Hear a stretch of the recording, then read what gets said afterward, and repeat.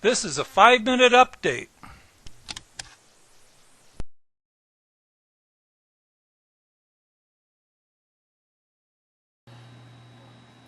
This is a 5-minute update for March 23rd, 2009. The Dow Jones Industrial Average spiked Monday after more details about Obama's Wall Street bailout plan were released. The U.S. Treasury plans on buying up to $1 trillion in toxic assets from the banks. But some economists wonder if this will solve the credit crisis. Jagadish Gakel with the Cato Institute says the plan is poorly designed and its implementation appears panicky. In a joint statement from the Federal Reserve and the U.S. Treasury, they say their plan will reflect the common views of the government and the central bank on the appropriate roles of the Federal Reserve and the Treasury during the current financial crisis. This is sparking concerns that the policy is setting a precedent for future government takeovers. Gakel says the current interventions in market processes and institutions could become permanent to the probable detriment of the nation's long-term economic prospects. Whenever there is a perceived crisis, the role of government may be to squirt money at the problem. Recent reports suggest that the money provided to AIG went directly to large hedge funds and international speculators who purchased the credit default swaps. So far, there has not been a complete accounting of the swaps or who needs to get paid. The $100 billion owed to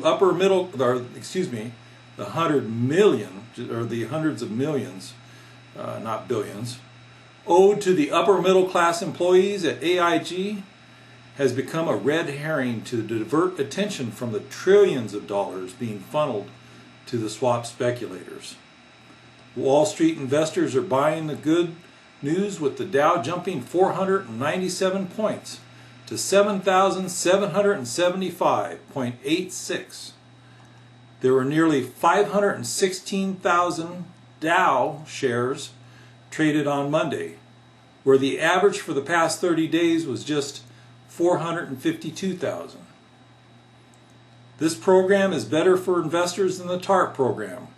The banks are able to sort through their assets to determine which ones they want to unload. The plan, dubbed the Public-Private Investment Program, will require the FDIC to conduct an analysis to determine the amount of funding it is willing to guarantee. The toxic instruments will be pooled together and auctioned off. The highest bidder will have access to the Public-Private Investment Program to fund 50% of their equity requirement of their purchase.